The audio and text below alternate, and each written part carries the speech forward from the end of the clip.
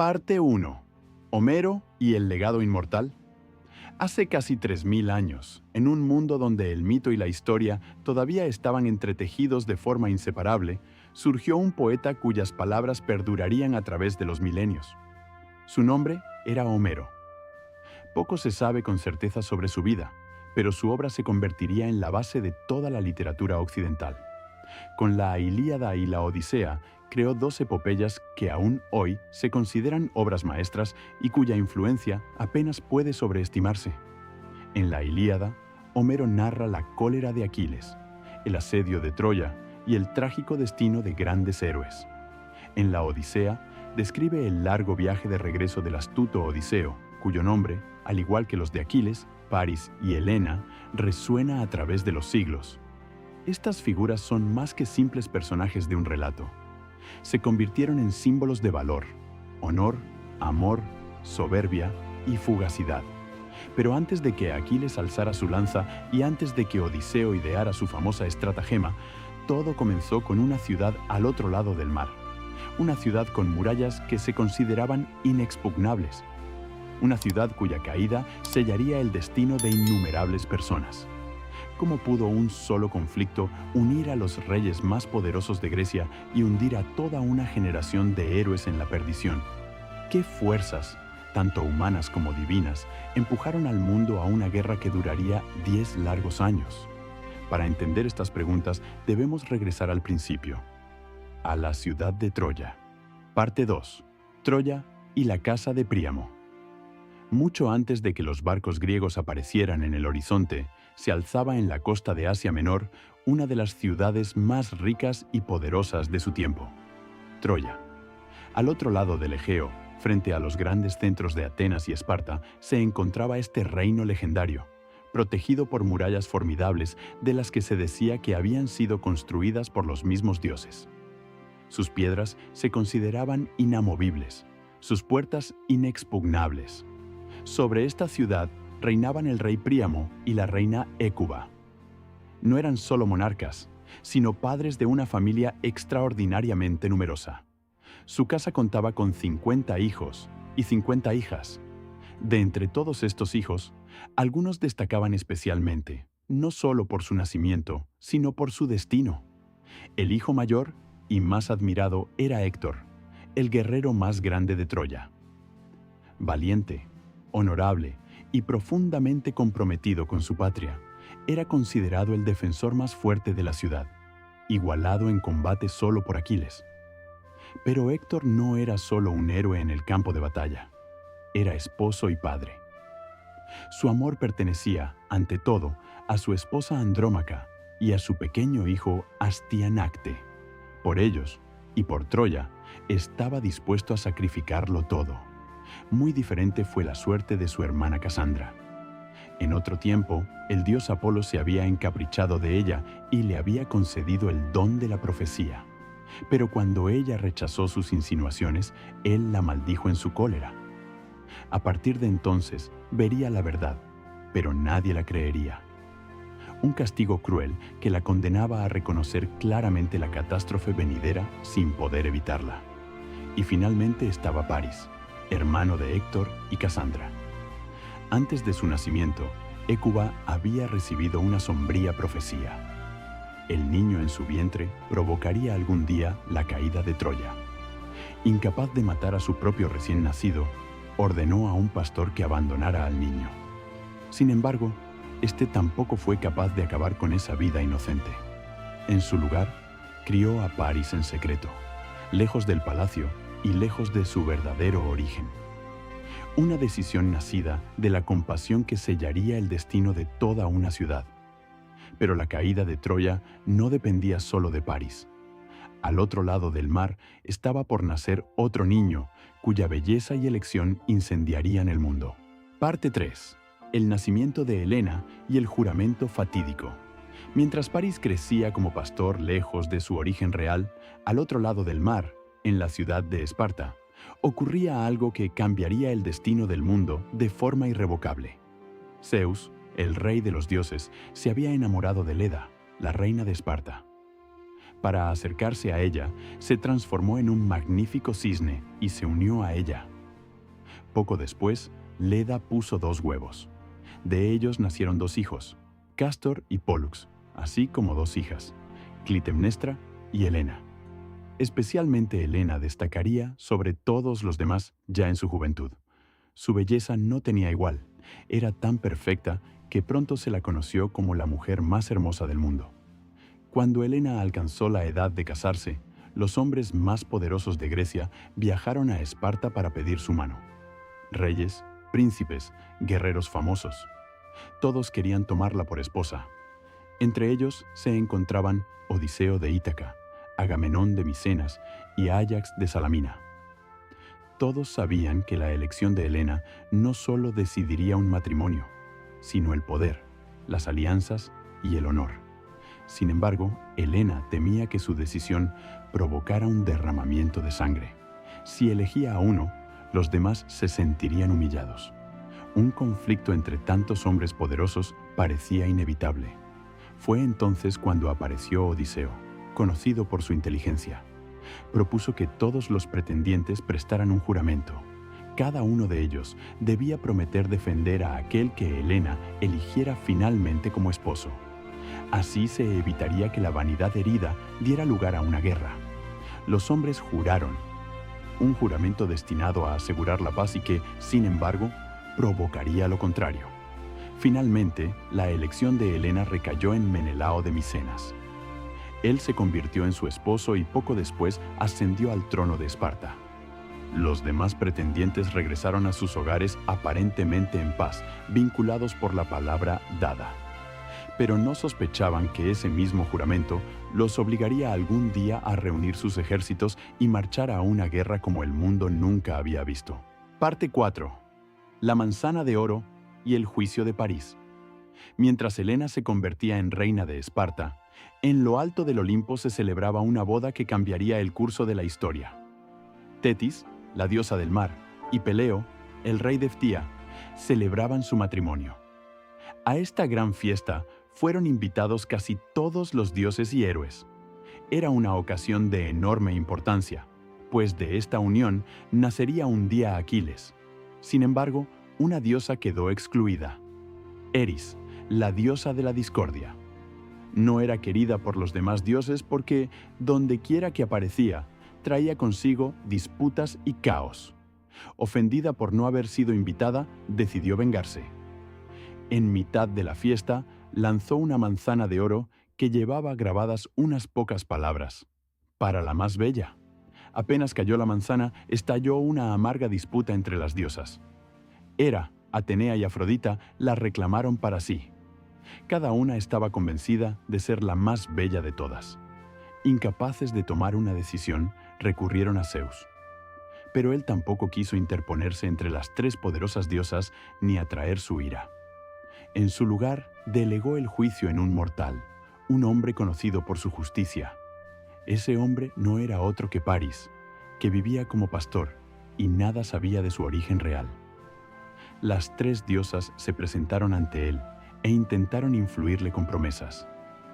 Hera le ofreció el dominio sobre Europa y Asia. Atenea le prometió habilidades insuperables en la guerra y gloria eterna en el campo de batalla. Pero Afrodita conocía los anhelos de un hombre joven mejor que ninguna otra. Le prometió a la mujer más hermosa del mundo por esposa. París no dudó mucho. Le entregó la manzana a Afrodita. Con ello, había tomado una decisión cuyas consecuencias ni él mismo podía calibrar. Afrodita le recordó su promesa y le ordenó viajar a Esparta. Allí, ella haría que Helena se enamorara de él. Así comenzó un viaje que no solo tocaría el corazón de una reina, sino que hundiría reinos enteros en la perdición. Parte 5. Helena en Troya y el estallido de la guerra. Siguiendo la promesa de Afrodita, París viajó a Esparta. Allí fue recibido como huésped en la corte de Menelao. Entre él y Helena surgió pronto un amor apasionado. Al menos así parecía bajo la influencia de la diosa. Finalmente, París tomó a Helena de la mano y juntos abandonaron Esparta. Cuando los guardias espartanos intentaron impedir el rapto, París y sus hombres se abrieron paso luchando. Antes de que Menelao pudiera regresar, el barco ya había puesto rumbo a Troya. Cuando París llegó a su patria, fue recibido con alegría por su padre, el rey Príamo.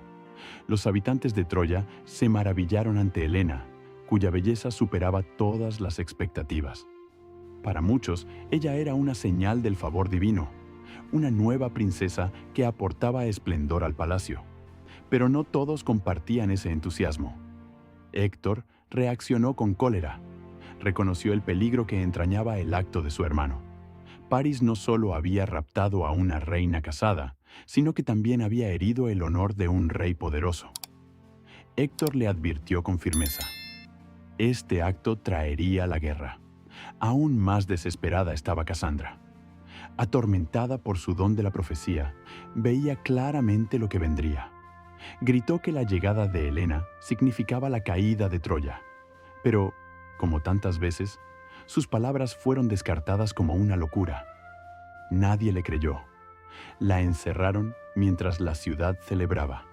Cuando Menelao se enteró del rapto, acababa de regresar de un viaje a Creta, su furia fue inconmensurable. Helena no era solo su esposa, sino su reina. La deshonra era insoportable. Llamó a las armas y recordó a los antiguos pretendientes su juramento. Habían jurado defender al esposo elegido por Helena. Ahora había llegado el momento de cumplir esa promesa. Y cumplieron su palabra. Desde todos los rincones de Grecia se reunieron los reyes más poderosos y los guerreros más grandes. Los aqueos, como los llama Homero, se armaron para la guerra. Lo que una vez fue un juramento para asegurar la paz, se convirtió ahora en la piedra angular de uno de los mayores conflictos del mundo antiguo. Parte 6. Aquiles y la asamblea de los reyes griegos.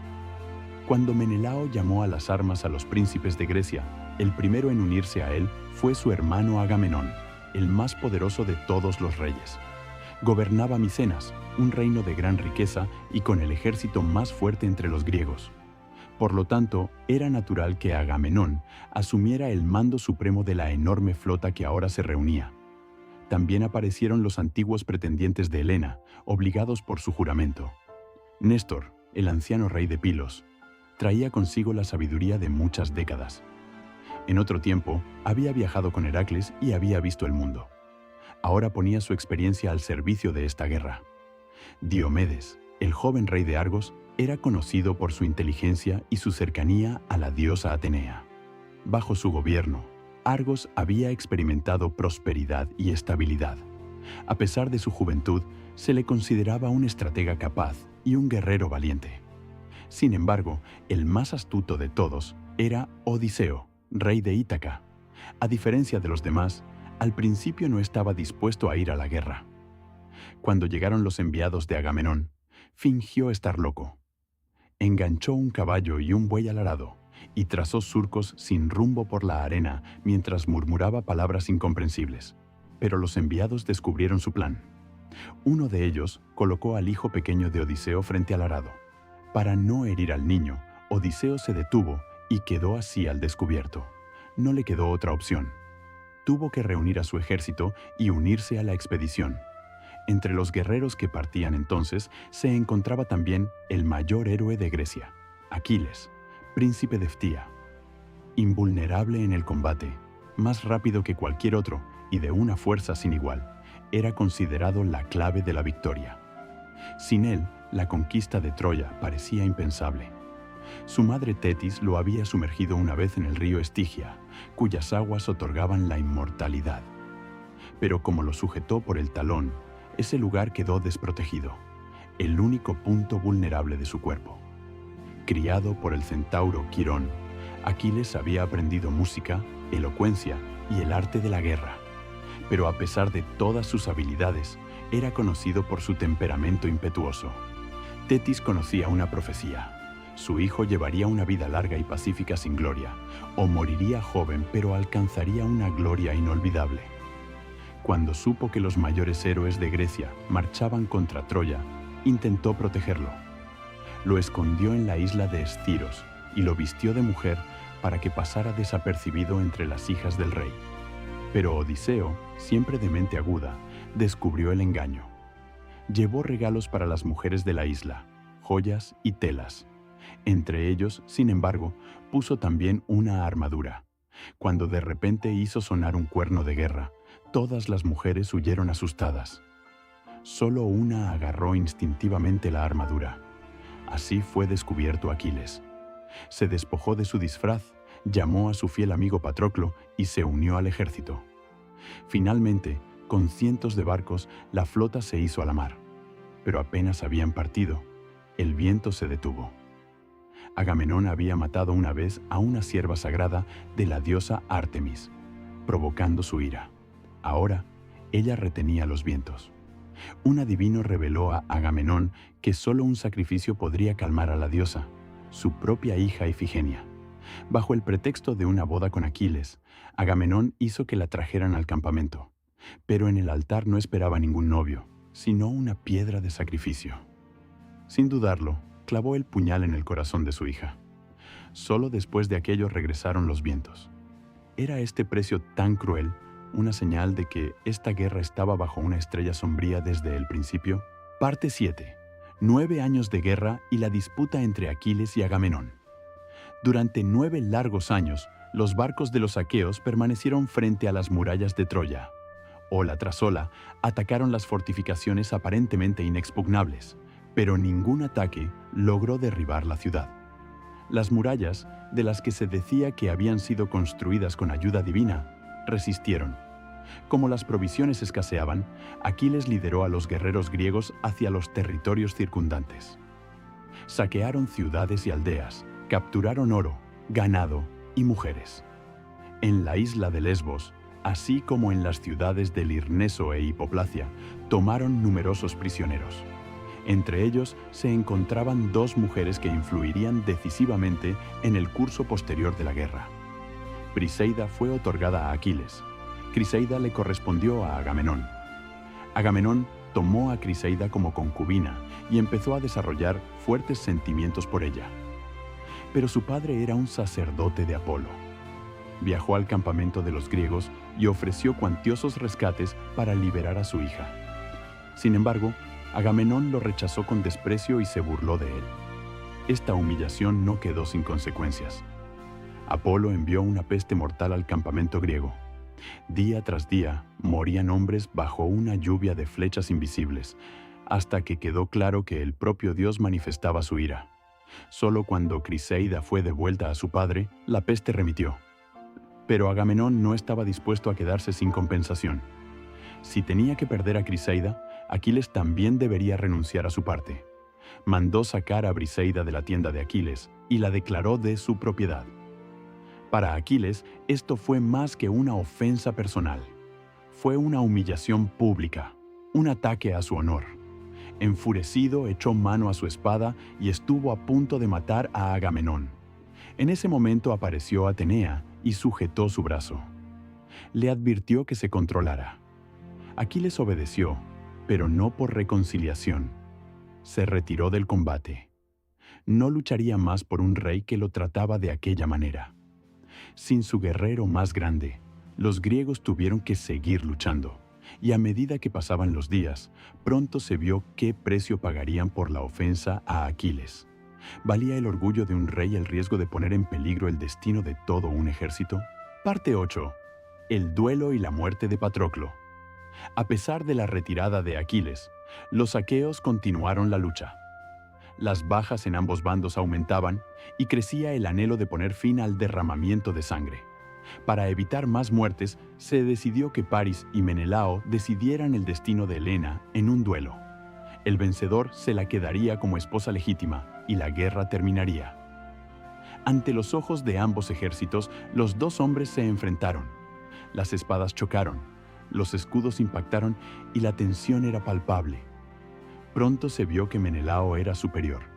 Golpeó a Paris varias veces y finalmente lo hizo caer. Justo cuando Menelao se disponía a dar el golpe mortal, Afrodita intervino. La diosa arrebató a Paris del campo de batalla y lo devolvió a sus aposentos, donde esperaba a Helena. Así escapó de una muerte segura. Sin embargo, Helena había seguido los acontecimientos desde el palacio. Fue testigo de la humillación de su amante. La derrota había quebrado la imagen que tenía de Paris y su afecto empezó a desvanecerse. Héctor también sintió vergüenza por el comportamiento de su hermano. Dado que la guerra debía continuar, se despidió de su familia. En brazos de su llorosa esposa Andrómaca y de su pequeño hijo, sabía que aquel podía ser un adiós para siempre. Pero no tenía elección. La defensa de Troya estaba en sus manos. Sin el apoyo de Aquiles, los griegos se vieron cada vez más acorralados. Héctor los hizo retroceder hasta sus barcos. El fin parecía cercano. Entonces Patroclo, el amigo más cercano de Aquiles, decidió actuar. Se puso la armadura de su amigo y lideró a los mirmidones en la batalla. Cuando los troyanos creyeron que Aquiles había regresado, el miedo se apoderó de ellos. Retrocedieron y los griegos recuperaron el ánimo. Héctor, sin embargo, comprendió que debía intervenir para salvar a sus hombres. Se enfrentó a Patroclo en combate abierto. Con un solo golpe decidido, lo hirió de muerte. Cuando Héctor le quitó el casco, se dio cuenta de que no había caído Aquiles, sino su amigo. Pero ese descubrimiento no le traería la victoria, sino la perdición. Parte 9. El regreso de Aquiles y la muerte de Héctor. Cuando los griegos llevaron el cuerpo sin vida de Patroclo al campamento, el mundo de Aquiles se derrumbó. Al ver a su amigo caído, su dolor se volvió infinito. Abrumado por una profunda tristeza, incluso pensó en poner fin a su propia vida. Tetis, su madre, oyó sus lamentos y surgió del mar para consolarlo. Al ver cuánto sufría su hijo, se dirigió al Olimpo y pidió a Hefesto una nueva armadura para Aquiles. El herrero divino le fabricó armas de una belleza y un poder inigualables. Cuando Aquiles se puso la nueva armadura, su tristeza se transformó en una ira incontenible. Solo un pensamiento llenaba ahora su mente: vengarse de Héctor y destruir Troya. Cuando Héctor vio al verdadero Aquiles acercarse a él, el miedo se apoderó de él. 3 veces dieron la vuelta a las murallas de Troya, mientras dioses y hombres observaban por igual. Finalmente, Héctor se detuvo. Sabía que no podía huir eternamente. Con la espada en alto, se enfrentó a Aquiles en combate abierto. Golpeó, pero falló su objetivo. Al caer al suelo, comprendió que su fin había llegado. No pidió clemencia, sino solo una cosa: que su cuerpo fuera entregado a su familia para que pudieran darle una sepultura honorable. Pero Aquiles todavía estaba lleno de ira. Clavó su lanza en el cuello de Héctor y terminó con su vida. Luego ató el cadáver a su carro de guerra y lo arrastró alrededor de las murallas de Troya, mientras la familia de Héctor tenía que observar desde arriba. Fue una visión que rompió el corazón incluso al rey Príamo. Por la noche, Príamo se atrevió a hacer lo impensable. Se escabulló en el campamento de los griegos y se postró a los pies de Aquiles. Le suplicó por el cuerpo de su hijo y le recordó a su propio padre y su dolor por Patroclo. Estas palabras llegaron al corazón de Aquiles. Su ira amainó y entregó el cadáver de Héctor al afligido padre. Toda Troya se reunió para despedirse de su mayor héroe. Andrómaca y el pequeño Astianacte lloraron al hombre que había sido su protector. Con la muerte de Héctor finaliza la Ilíada en la obra de Homero. Pero la guerra aún no había terminado, y el destino de Troya sería aún más cruel. Parte 10. La muerte de Aquiles. Tras la muerte de Héctor, parecía que Troya estaba al borde de la caída inminente. Sin su mayor defensor, la esperanza dentro de las murallas casi se había extinguido. Y Aquiles, impulsado por la sed de venganza, luchaba con una crueldad que asustaba incluso a sus aliados. Imparable, hacía retroceder a los troyanos y se acercaba a las puertas de la ciudad. Pero en mitad de su marcha triunfal se cumpliría el destino que desde hacía tiempo pendía sobre él. Paris, guiado por Apolo, tensó su arco. Una flecha surcó el aire e impactó en Aquiles en su único punto vulnerable, el talón.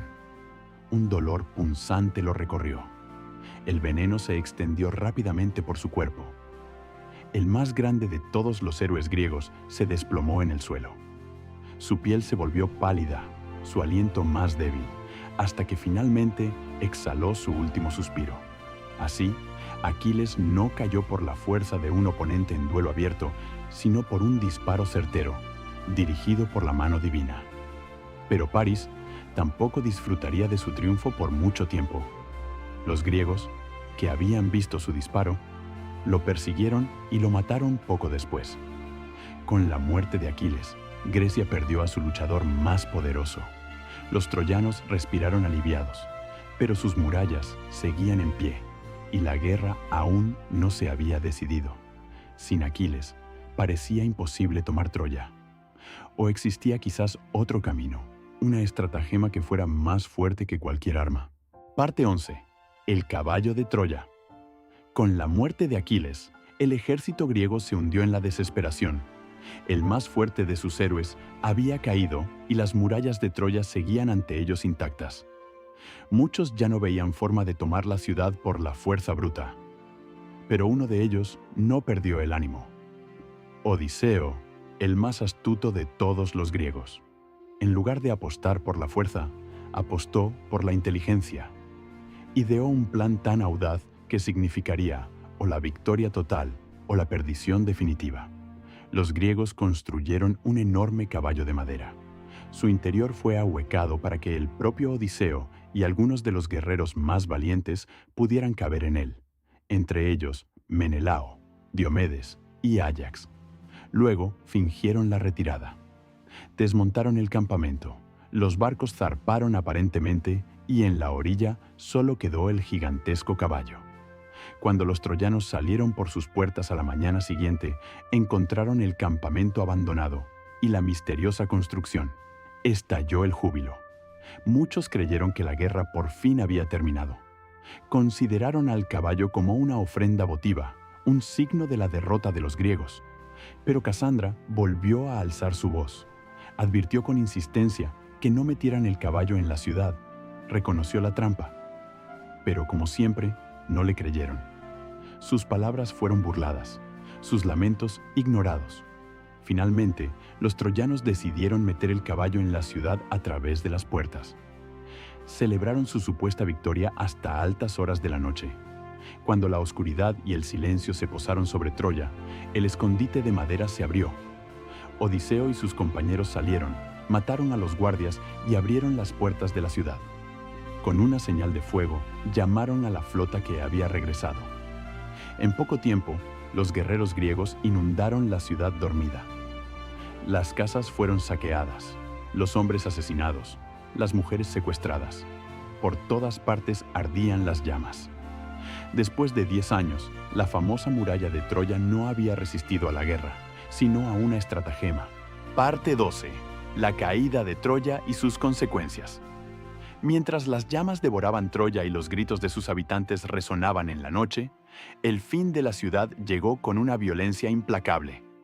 El rey Príamo, que antaño había gobernado un reino poderoso, vio cómo la obra de su vida quedaba reducida a escombros y cenizas.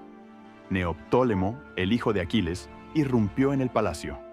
Sin piedad, clavó su puñal en el cuerpo indefenso del anciano rey.